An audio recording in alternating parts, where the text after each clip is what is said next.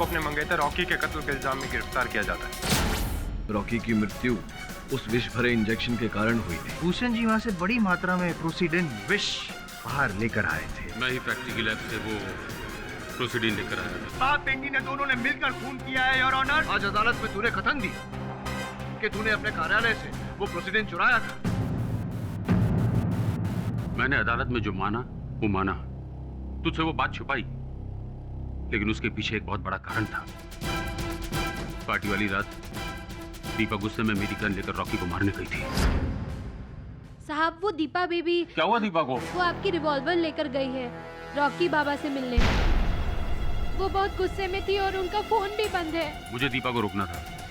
मुझे डर था कि कहीं गुस्से में वो कुछ ऐसा न कर बैठे जिसका खामियाजा वो सारी जिंदगी भुगते।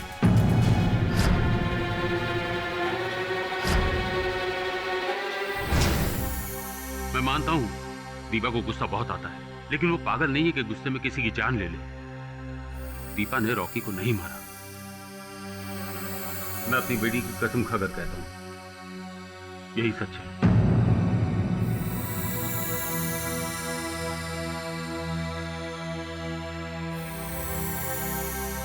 कोई और ऐसी बात है जो तुम दोनों ने मुझसे छिपाई हो?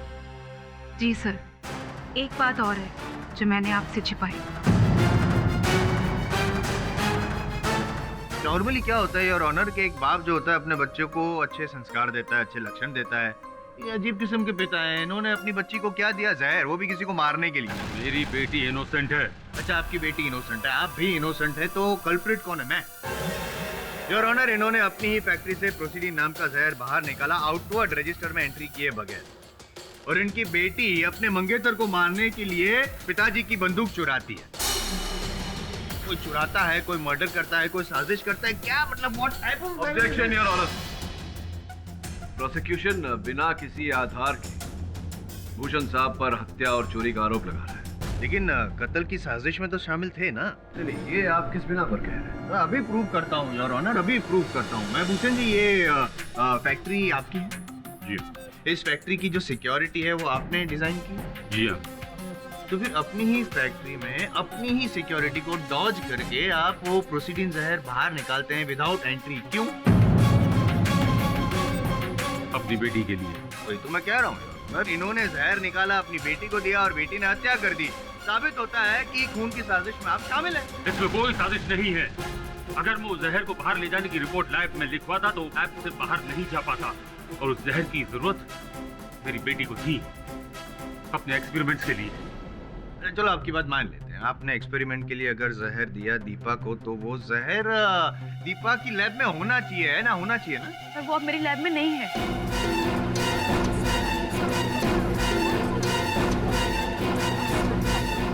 कभी ऐसा मत बोलना कि वो जहर किसी ने चुरा लिया। नहीं है? आप यकीन मानिए, रॉकी की मौत के बाद वो जहर अचानक गायब हो गया। मैंने हर जगह ढूंढने की कोशिश की पर वो मुझे नहीं मिला। I am not surprised your honour. Evidence को खत्म करने की जिनकी पुरानी आदत है। एक पॉइंट नोट किया जाए योर ऑनर कि प्रोसीडिन नाम का जो जहर है उसके बारे में सिर्फ बाप और बेटी दोनों को ही पता था। अब कोई तीसरी व्यक्ति को पता ही नहीं था, तो वो जहर कैसे चुराएगा? हमारे अलावा रॉकी को भी पता था। आई एम अ फूल। बेवकूफ हूं मैं योर ऑनर। ये केस खत्म हो गए यहाँ पे। रॉकी को जहर के बारे में पता था, रॉकी ने जहर चुराया, फिर वेट किया उसकी जन्मदिन की पार्टी तक, बाद में इंजेक्शन में जहर डाला और अपने आप को सुसाइड कर लिया, है ना? योर ऑनर, ये बाप बेटी दोनों झूठे हैं, बदकार हैं। Objection your honour. प्रोसिक्यूटर साहब मेरी मुवक्किल और उनके पिताजी पर व्यक्तिगत आक्षेप लगा रहे हैं। अच्छा, ये दोनों जहर चुराए, कत्ल की साजिश करें, कत्ल भी करें, और मैं क्या करूं? क्या आरती उतारूं? नहीं, अगर आपने ये प्रमाणित कर दिया कि मेरी मुवक्किल ने हत्या की है तो मैं आपकी आरती उतारूंगा। तो ठीक है, फिर दिया और थाल रेडी रखिएगा इस बार तो आप हैं। लेकिन उससे पहले मैं आपको एक मौका देना चाहता हूँ। अगर आप साबित कर सके कि आपकी मुवक्किल बेगुनाह है तो प्लीज कीजिए ना, साबित कीजिए ना प्लीज। हक करेंगे आप साबित? केस खत्म हो चुका है, ये साबित हो चुका है, मैं कर दूंगा, क्योंकि इनकी जो मुवक्किल है उनके दो हथियार लेके गई थी रॉकी को मारने के लिए। पहले तो वो जहर और फिर वो गन।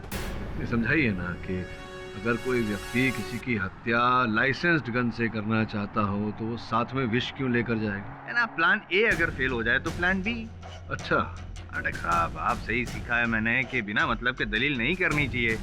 खैर छोड़िए, आप उस आदमी का पता लगाने वाले थे जो पीछा कर रहा था, वो कौन था? कुछ पता चला उस आदमी? आई डोंट थिंक सो पता चला हो योर ऑनर।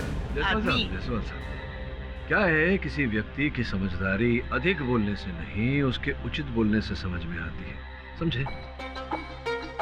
योर ऑनर, जो व्यक्ति रॉकी का पीछा कर रहा था उसका पता लग गया है। वो एक जासूस है, प्राइवेट डिटेक्टिव। दीपा को संदेह था रॉकी पर, जिस कारण उन्होंने उस जासूस को रॉकी के पीछे लगाया था।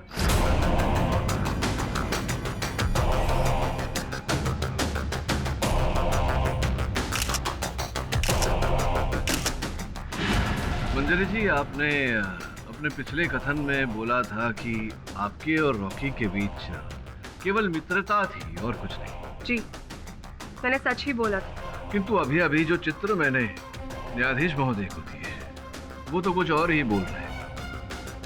योर ऑनर, इन चित्रों को देखने के बाद कोई संदेह नहीं बचता कि मंजरी और रॉकी के बीच मात्र मित्रता नहीं, कुछ और ही था। क्यों? हाँ, रॉकी के साथ मेरा अफेयर था।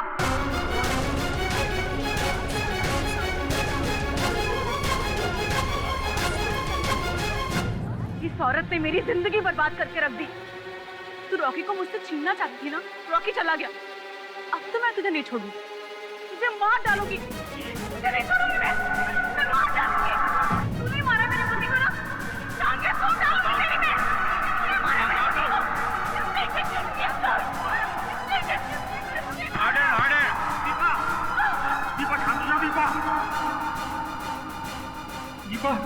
दीपा, सुने ना पानी।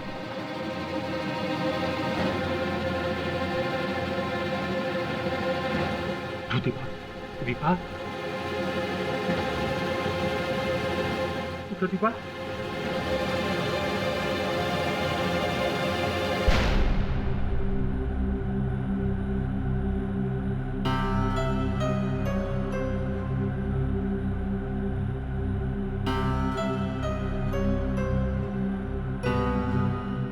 दीपा, अगर तुम्हारा स्वास्थ्य ठीक नहीं है तुम्हें अदालत से। सर, मैं ठीक हूँ, पर अब तो सब कुछ तबाह हो गया।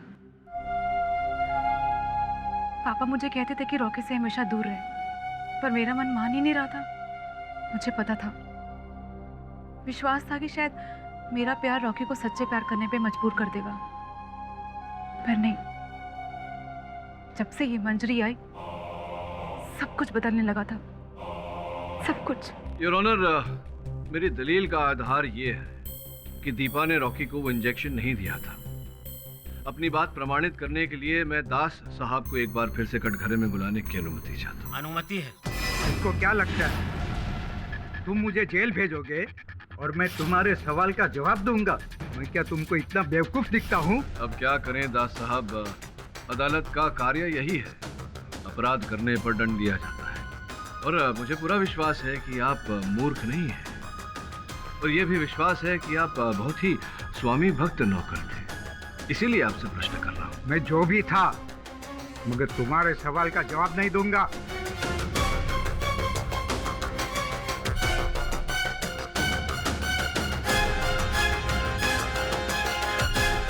दास साहब, आपने रॉकी को अपने हाथों से पाल पोस कर बड़ा किया है। क्या आप ये नहीं जानना चाहते कि उसका असल हत्यारा कौन था?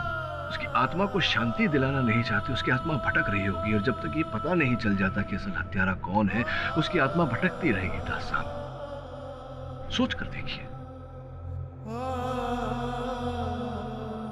मैं तो ये नहीं बता सकता कि इंजेक्शन किसने दिया था, मगर ये जरूर बता सकता हूँ कि उसके हाथ में सोने की चमचमाती घड़ी थी।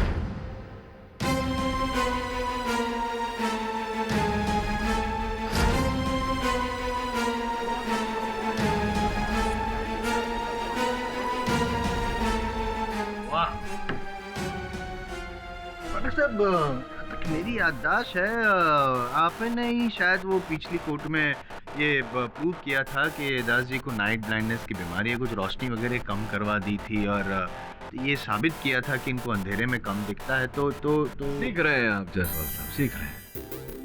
दास साहब, प्रोसिक्यूशन का प्रश्न तो उचित है। जब आपको रात में कम प्रकाश में दिखाई ही नहीं देता तो इतने विश्वास से कैसे कह सकते हैं उस घड़ी के बारे में? मैं उस घड़ी का मॉडल नंबर भी बता सकता हूँ। अच्छा, बताइए। वो एक 24 कैरेट सोने की घड़ी थी और जियोन का लेटेस्ट एडिशन। और कुछ जानना चाहते हैं आप? इतने विश्वास के साथ कैसे कह रहे हैं आप? वो घड़ी मेरे दिल में छुपे हुए उस कांटे की तरह है जिसका दर्द हमेशा ताज़ा रहता है। क्यों? दीपा मैडम ने उस घड़ी की चोरी के इल्जाम में मेरी बेइज्जती की थी। वो बेइज्जती मैं कैसे भूल सकता हूँ? वेरी गुड, इतना याद है आपको दास जी, तो ये भी बता दीजिए कि वो चमचमाती हुई घड़ी किसने पहनी थी, बताइए। एक्सक्यूज मी सर, मैं आपको कुछ बताना चाहता हूँ। वो घड़ी तो पार्टी वाले दिन नमिता ने पहनी थी।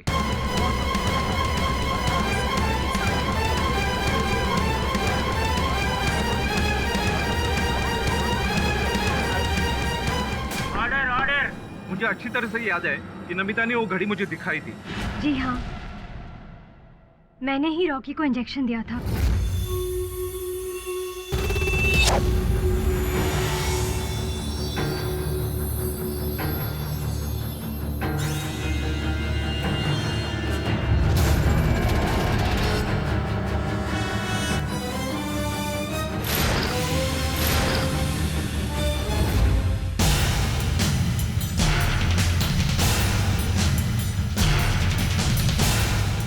मैंने नर्स की ट्रेनिंग ली थी, इसीलिए मुझे इंजेक्शन देना आता है। पर मैंने रॉकी को दवाई वाली इंजेक्शन दी थी, जहर वाला इंजेक्शन नहीं दिया था मैंने उसे।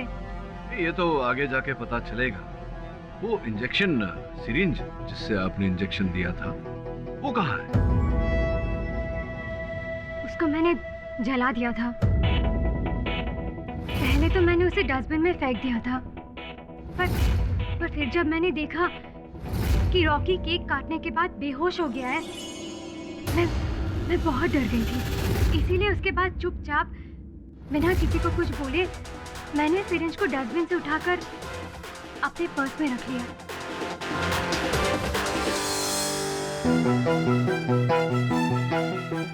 Hello, what are you saying?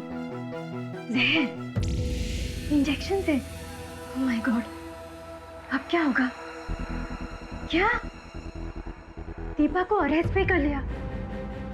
Okay okay, देखो मैं तुम्हें बाद में फोन करती हूँ, ठीक है? I'll call you back. Okay.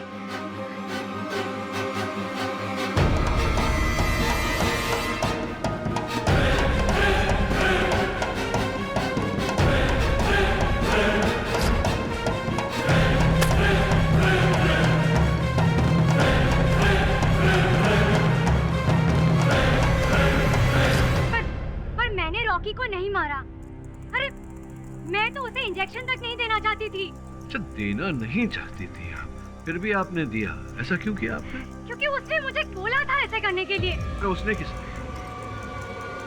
उसने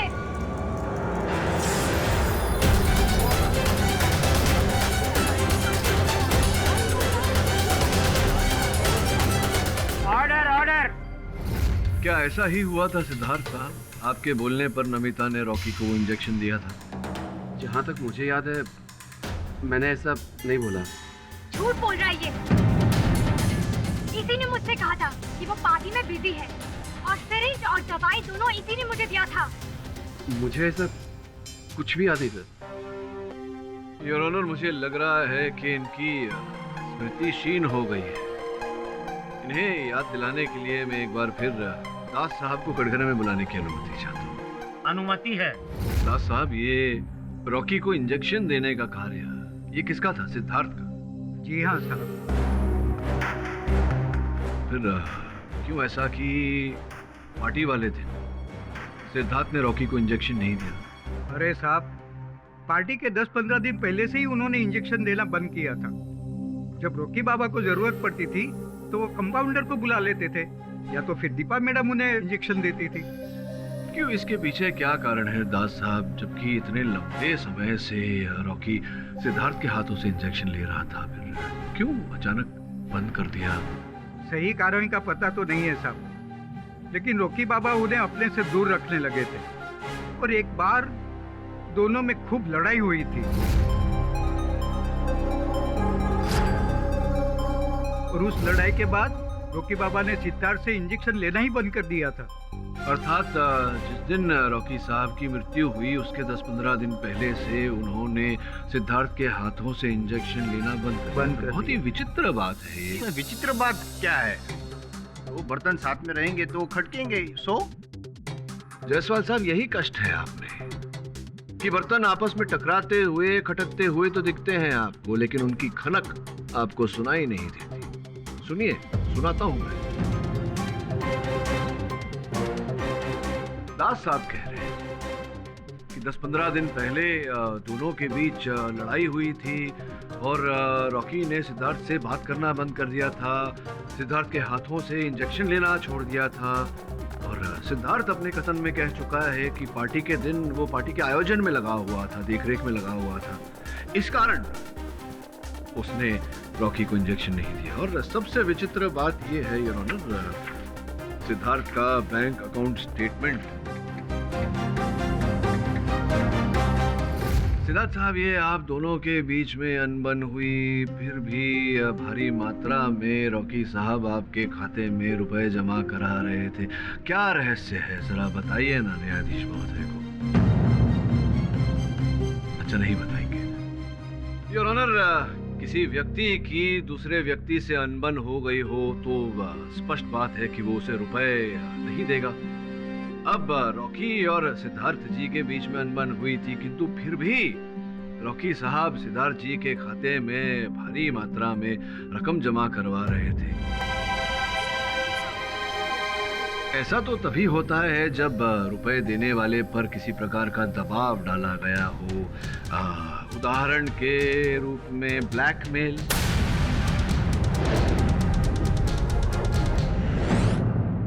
देखिए सिद्धार्थ साहब, मैं आप पर आरोप लगा चुका हूं। अगर आप यूं ही चुप रहे तो अदालत मानेगी कि आप अपने अपराध को मान चुके हैं, और अगर अपने अपराध को आपने नहीं माना तो दवे साहब आपसे रिमांड में मनवा लेंगे। क्या करना चाहेंगे आप?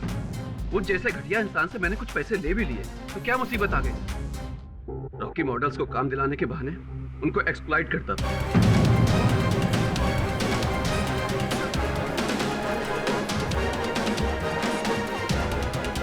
Order order. यही जो करता था रॉकी, इसका कोई प्रमाण रहा होगा आपके पास। आपने रॉकी को उस प्रमाण के द्वारा बदनाम करना चाहा होगा, जिस कारण रॉकी आपको ये रकम दे रहे थे।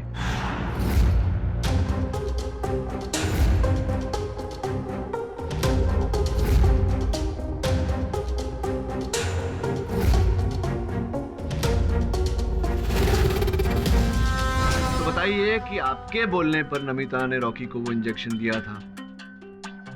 जी, मैंने ही बोला। मैडम साहब, सॉरी डिस्टर्ब कर रहा हूँ, मैं डिस्टर्ब कर रहा हूँ, सॉरी, लेकिन आपने वो सोने का अंडा देने वाली मुर्गी वाली कहानी तो सुनी? जी जी सुनिए। ये अगर पैसे ले रहा था रॉकी से तो ये रॉकी को क्यों मरवाएगा? मैंने ऐसा कहा ही नहीं कि इन्होंने रॉकी को मारा है। जो भी हो, आपने रॉकी को नहीं मारा, किंतु अब आप अदालत को उस महिला का नाम बताएंगे जिस महिला पर रॉकी शोषण कर रहा था। बताइए।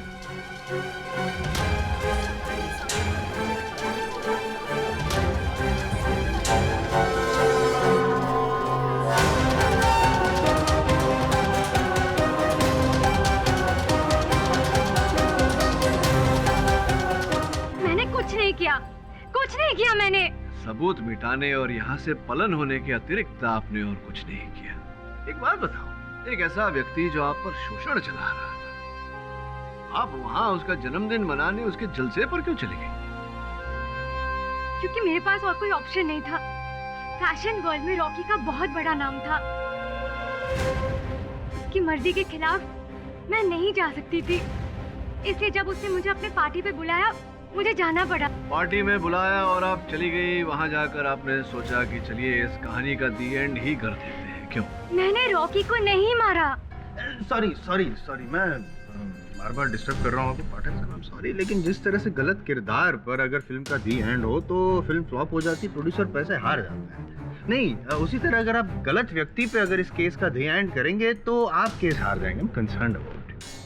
बार बार याद दिलाना पड़ता है आपको। जायसवाल साहब, आपको याद दिलाना पड़ता है कि गृह कार्य, होमवर्क भी कोई चीज होती है चाहिए। नहीं, क्या होमवर्क, लेकिन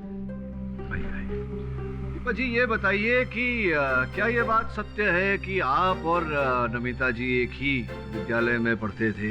जी। रॉकी से आपको नमिता जी ने मिलाया था, क्या ये बात भी सत्य है? जी हाँ। और नमिता जी कभी कभी आपको आपके प्रयोगशाला में, आपके लेबोरेटरी में आपको मिलने आती थी? जी हाँ, दिन के वक्त मैं ही लैब में रहती थी तो नमिता अक्सर मुझसे मिलने के लिए आया करती थी।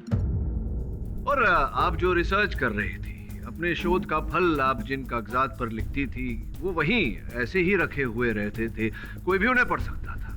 हाँ, मेरे अलावा लैब में कोई और होता ही नहीं था।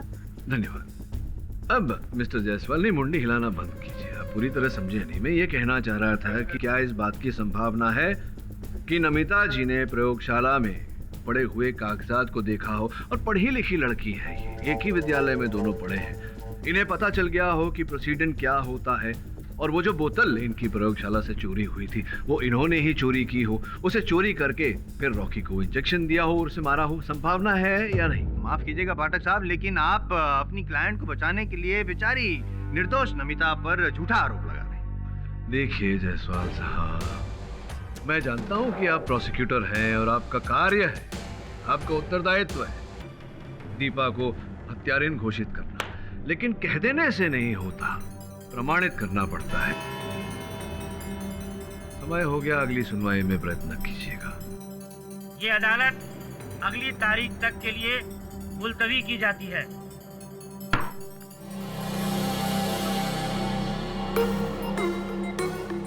बॉस, अपन को ना ये इंजेक्शन अपन को कुछ समझ में नहीं आता।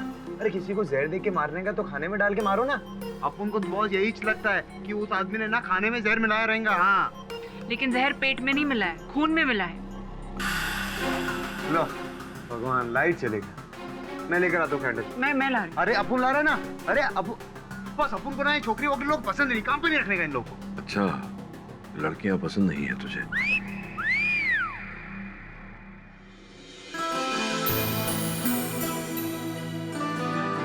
Thank you Sunaina. भगवान को भी तेरी रोशनी पसंद नहीं, समझी ना? येड़ी कहीं की।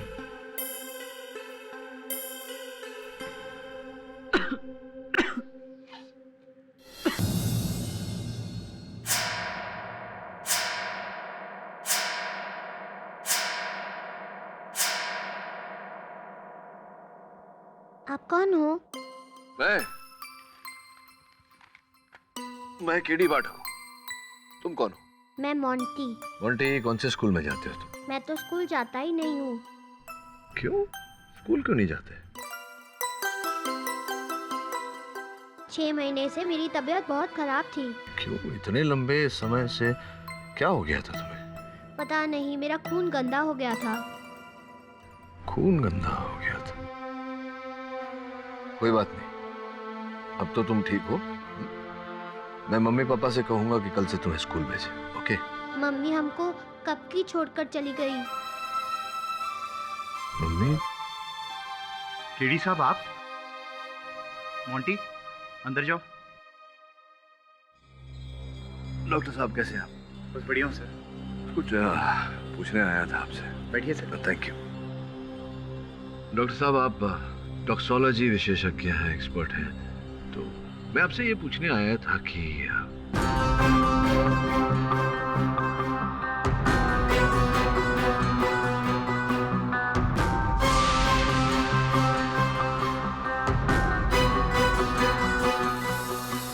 योर ऑनर, इंजेक्शन द्वारा दिए गए विष के कारण रॉकी की मृत्यु नहीं हुई। इस बात को अदालत में प्रमाणित करने के लिए मैं ये वीडियो दिखाना चाहूंगा। आज्ञा है। धन्यवाद योर ऑनर। सॉरी, लेकिन ये वीडियो में है क्या? हत्या का रहस्य जायसवाल साहब।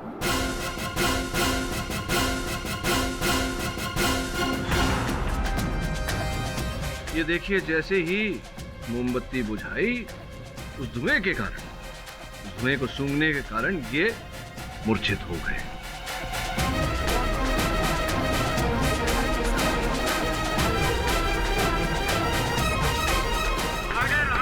नॉनसेंस। सही कह रहे हैं।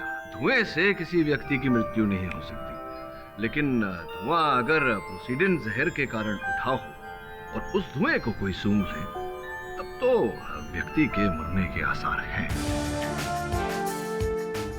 जैसा कि मैंने आपको कल रात को भी बताया था, किसी कैंडल की बाती या उसकी मोम पर जहर लगाकर उसके धुएं को जहरीला बनाया जा सकता है, लेकिन उस धुएं में जहर की मात्रा बहुत कम होगी। योर ऑनर, मैंने तो ठीक से सुन लिया। शायद पाठक साहब आपने सुना ही होगा, जहर की मात्रा बहुत कम होती।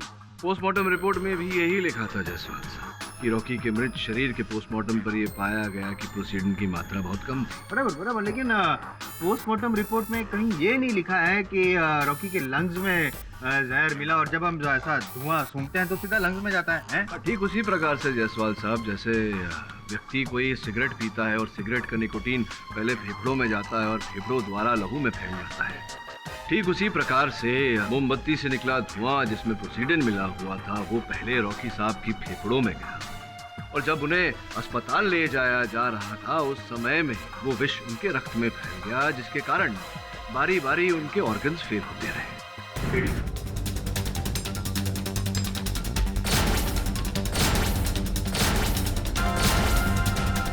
योर ऑनर, तीर बिल्कुल ठीक निशाने पर जाकर लगा है।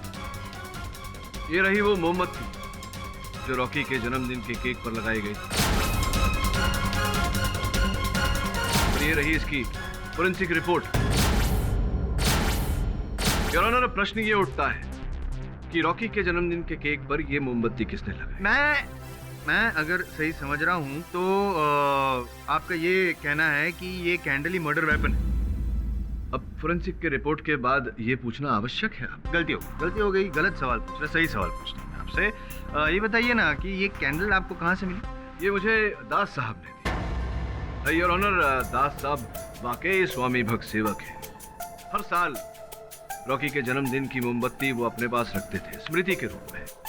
जैसा कि मैं कह रहा था योर ऑनर, प्रश्न ये उठता है कि ये मोमबत्ती रॉकी के बर्थडे केक पर किसने लगाई? इसका जवाब मेरे पास। अच्छा? हाँ, नहीं मेरे पास नहीं है, आपके मोक्किल के पास। पर मैंने तो नॉर्मल बर्थडे वाला कैंडल खरीदा था। करेक्ट, आपने तो नॉर्मल कैंडल ही खरीदी थी, बाद में उसको एबनॉर्मल बना दिया, उसमें प्रोसीडिन डाल के, जहर डाल के, बाद में वहाँ पे रख दिया केक पर। केक वो कैंडल जलाई, उसने फूंक मारी, तो वो हमने देखा, सब वहाँ पे देखा ना, हमने तो देख लिया सब, उसी वजह से मौत हुई है। तो आप ही ने किया ये सब षड्यंत्र रचा रॉकी को मारने का। मैंने नॉर्मल कैंडल लगाई थी, हो सकता है कि किसी ने बदल दी हो। नहीं, कुछ नहीं बदला है, सब सेम टू सेम है। पाठक साहब, मर्डरर भी सेम है, सिर्फ your honour murder weapon change हुआ है, लेकिन सारे सबूत, सारे गवाह इनकी ओर इशारा कर रहे हैं कि इन्होंने ही रॉकी का खून किया है। Deepa is the murderer.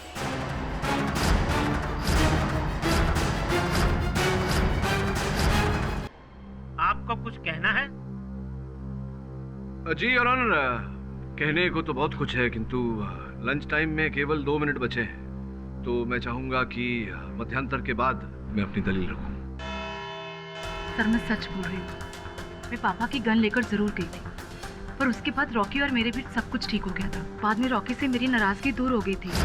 Deepa, कम से कम मेरे जन्मदिन पर तो नाराज मत हो ना। मेरे जन्मदिन पर मुझे चीज चाहिए तुमसे। क्या? तुम्हारी मुस्कुराहट।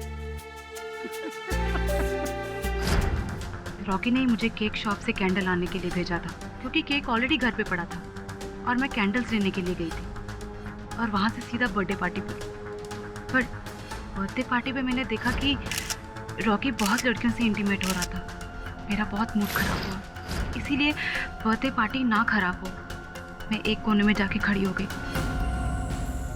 सच बोल रही हो तुम?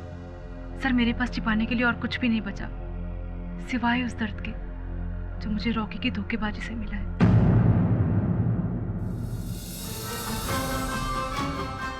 सुनैना। जी सर। ये शाम 6 बजे के बाद रॉकी के मोबाइल फोन और उसके लैंडलाइन से कितने फोन किए गए थे? सब बताती हूँ। सर, रॉकी के मोबाइल से तो कोई आउटगोइंग कॉल्स नहीं थे, लेकिन 3 इनकमिंग कॉल्स हैं और लैंडलाइन नंबर से एक आउटगोइंग कॉल है सर। किसको? Sir Welcare hospital. Welcare hospital को तो एम्बुलेंस के लिए फोन किया था। कितने बजे कॉल किया? सर 7:45 बजे किया गया है। 7:45 बजे? जी सर। अच्छा,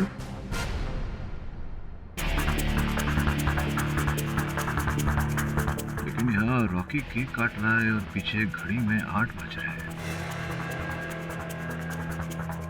तो अगर 8 बजे अगर रॉकी केक काट रहा था, 7:45 बजे एम्बुलेंस कैसे मंगवाया गया?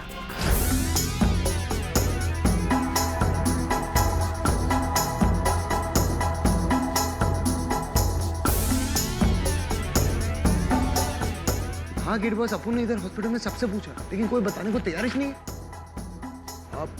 आप टेंशन मत लो गेट बॉस, अपन है ना, अपन करता है, दूसरा कोई हल निकालता है। योर ऑनर, रॉकी के बंगले के लैंडलाइन से एक फोन किया गया था वेलनेस अस्पताल में एम्बुलेंस के लिए। ये फोन 7:45 पर किया गया था योर ऑनर। अब आपकी अनुमति हो तो मैं ये वीडियो एक बार फिर से चलाना चाहूंगा योर ऑनर। आज्ञा। योर ऑनर, इस चित्र में पीछे जो घड़ी लगी हुई है उसमें 8 बजे हैं योर ऑनर।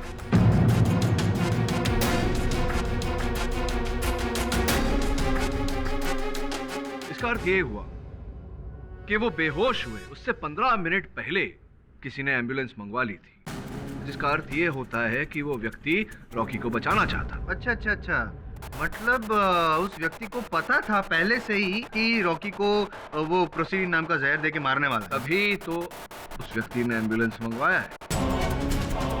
वाह, क्या लॉजिक है सर आपका, यू आर सिंपली ग्रेट। लेकिन इनका लॉजिक मुझे समझ में नहीं आया। उसको पता था कि जहर देने वाला है कोई, तो एम्बुलेंस बुलाता है और ऑनर वो मर्डर को क्यों नहीं पकड़वाएगा? 2+2 जायसवाल सर, 4 पाठक सर। इसका अर्थ जो मैंने कहा उसका ये होता है कि जो हत्यारा था वही रॉकी को बचाने का प्रयास भी कर रहा था। और इस गुत्थी को केवल एक ही व्यक्ति सुलझा सकता है, वही व्यक्ति जिसने रॉकी के बेहोश होने पर उसका उपचार किया। डॉक्टर सुदर्शन मलिक, उन्हें मैं कटघरे में बुलाने की अनुमति चाहता हूँ। अनुमति है। डॉक्टर सुदर्शन, समय पहले 3-4 महीने पहले आप AKB अस्पताल में काम करते थे, वहाँ चिकित्सा करते थे लोगों की। जी हाँ। ये वही अस्पताल है जहाँ रॉकी के मोटरसाइकिल एक्सीडेंट के बाद उसे ले जाया गया था और संभवतः आप ही ने उनका उपचार किया था। जी हाँ। हमें यह भी पता चला है कि आप AKB हॉस्पिटल छोड़ के वेलकेयर हॉस्पिटल में चले गए हैं। क्यों ऐसा? एक तो मुझे पैकेज अच्छा मिल रहा था और मेरे करियर ग्रोथ के लिए वो अच्छा ऑप्शन था। यही कारण था, या कहीं न कहीं ये भी कारण था कि अगर अचानक रॉकी को कुछ हो जाए तो उनका घर, उनका जो बंगला था वो वेलकेयर हॉस्पिटल के बिल्कुल निकट था, तो आपके यहीं वो आए उपचार करवाने। आप कहना क्या चाहते हैं? उत्सुक ना हुई, समझाता हूँ। क्षमा चाहूंगा आपसे, आपकी दुखती रग पे हाथ रख रहा हूँ। सुना है कि आपके सुपुत्र को, इकलौते सुपुत्र को रोग था किसी प्रकार का, मल्टीपल माइलोमा। ये तो डॉक्टरों की भाषा हो गई, कृपया सरल भाषा में समझाएंगे कि ये रोग क्या होता है? ये एक तरह का ब्लड डिसऑर्डर है। ब्लड डिसऑर्डर, और इसका उपचार क्या होता है डॉक्टर साहब? उपचार क्या है? क्या बताऊं मैं यहाँ पर? हाँ? योर ऑनर, डॉक्टर सुदर्शन के सुपुत्र इस ब्लड डिसऑर्डर से पीड़ित थे और इसका एक ही उपचार है, बोन मैरो ट्रांसप्लांट। क्या मैं सही कह रहा हूं डॉक्टर सुदर्शन? हाँ। योर ऑनर, इनके सुपुत्र का ब्लड ग्रुप और बोन मैरो बहुत ही दुर्लभ है। लाखों करोड़ों में संभवतः एक ही व्यक्ति का मैच हो पाता था। डॉक्टर साहब, मैं आपको स्मरण करा दूं कि आप अदालत में खड़े हैं। यहां सत्य बोलने की आवश्यकता होती है। क्या यह सही है कि रॉकी का बोन मैरो आपके बेटे के बोन मैरो से हूबहू मेल खाता था। इसी कारण आपने अपने सुपुत्र को जीवित रखने के लिए रॉकी के शरीर से बोन मैरो निकाला, अपने बेटे को दिया और रॉकी की हत्या की।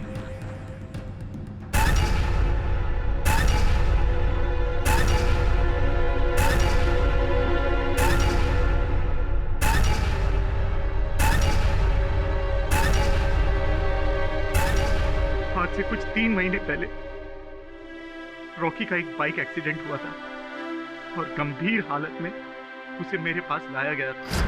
तब डॉक्टर सुदर्शन को पता चला कि रॉकी का बोन मैरो उनके सुपुत्र मोंटी के बोन मैरो से हूबहू मेल खाता है। ठीक होने के बाद मैंने रॉकी से रिक्वेस्ट की, उसके हाथ जोड़े, प्लीज सर मेरे बेटे के बारे में सोचिए, अभी उसने देखा ही क्या है। तो डॉक्टर साहब मैंने भी क्या देखा? सर आपके बोन मैरो डोनेट करने से आपको तो कुछ नहीं होगा, लेकिन मेरे बेटे की जान बच जाएगी। आप किसी और को ढूंढ लीजिए, मैं नहीं करूंगा। मैं आपके हाथ जोड़ता हूँ, आपके पैर पड़ता हूँ, जिंदगी भर आपकी गुलामी करूंगा। प्लीज सर मेरे बेटे की जान सुनिए तो सही, मैं अभी अभी एक्सीडेंट से ठीक हुआ हूँ and I'm too weak। Please sir please, आप प्लीज चले जाइए प्लीज।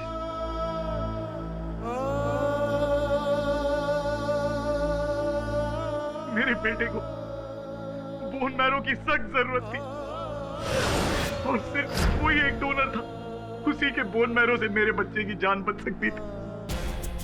योर ऑनर, जन्मदिन के जलसे में बेहोश हो जाने के बाद रॉकी को डॉक्टर सुदर्शन के पास वेलकेयर अस्पताल ले जाया गया। डॉक्टर सुदर्शन केवल रॉकी के शरीर से बोन मैरो निकालकर अपने सुपुत्र के शरीर में ट्रांसप्लांट करना चाहते थे, क्योंकि रॉकी का शरीर बहुत ही दुर्बल हो गया था। वो इस ट्रांसप्लांट को झेल नहीं पाया और चल बसा योर ऑनर। पोस्टमार्टम रिपोर्ट में बोन मैरो की बात न आए योर ऑनर, इसलिए डॉक्टर सुदर्शन ने पहले ही कह दिया था कि विष उनके पूरे शरीर में फैल रहा था, इसीलिए उनको बोन मैरो निकालने की आवश्यकता थी। डॉक्टर साहब, दो सवाल है। ये उनको कैसे पता चला कि रॉकी बेहोश हो जाएगा, एम्बुलेंस बुलाई जाएगी, जबकि ये तो पार्टी में थे नहीं? और सबसे इम्पोर्टेंट बात, वो जो प्रोसीडिंग रॉकी के शरीर में से मिला तो उनकी पहुंच में था भी नहीं, तो फिर ये कैसे उनके पास पहुंचा? एक बात आपकी सही है, एक बात गलत। हाँ, प्रोसीडन विष इनके पास था नहीं, लेकिन ये जानते थे कि रॉकी बेहोश होने वाला है। ये भी सत्य है जायसवाल साहब कि इस षड्यंत्र में अकेले नहीं थे। षड्यंत्र में डॉक्टर सुदर्शन की एक भागीदार है। इस केस की सबसे अहम कड़ी है जिन्हें मैं कटघरे में बुलाने की अनुमति चाहता हूं, मंजरी। देखिए, मैं आपसे पहले भी कह चुकी हूँ कि मैंने कुछ नहीं किया है। अर्थात आप ऐसे नहीं मानेंगी। दीपा जी, आपने रॉकी को कब कहा था कि आप प्रोसीडन के विषय में खोज कर रही हैं? करीबन 1 हफ्ते पहले। योर ऑनर, जब दीपा ने रॉकी से ये बात कही थी, उस समय मंजरी रॉकी के साथ ही बैठी थी। इन्होंने दीपा की बातें सुनी और इनके मन में एक योजना जागी। केवल इन्हें जाकर इनकी प्रयोगशाला से वो प्रोसीडन चुराना था।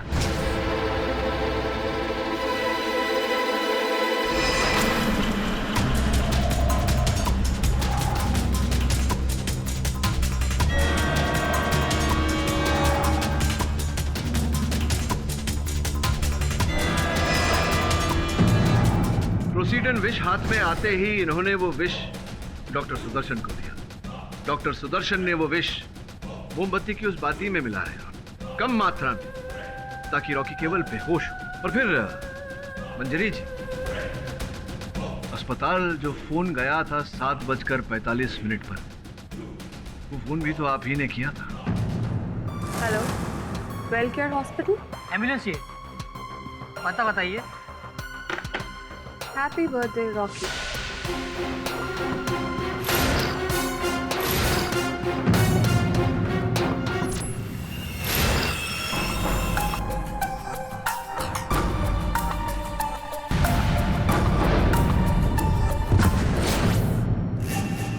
डॉक्टर साहब, साहब मंजरी जी सुदर्शन जी के लिए ये सब क्यों करी? क्या मिलेगा उनको? योर ऑनर, मंजरी जी ने ये सब सुदर्शन जी के लिए नहीं किया। मंजरी जी ने ये सब अपने सुपुत्र मोंटी की जान बचाने के लिए किया है। सुदर्शन जी की पत्नी और मोंटी की मां मंजरी है।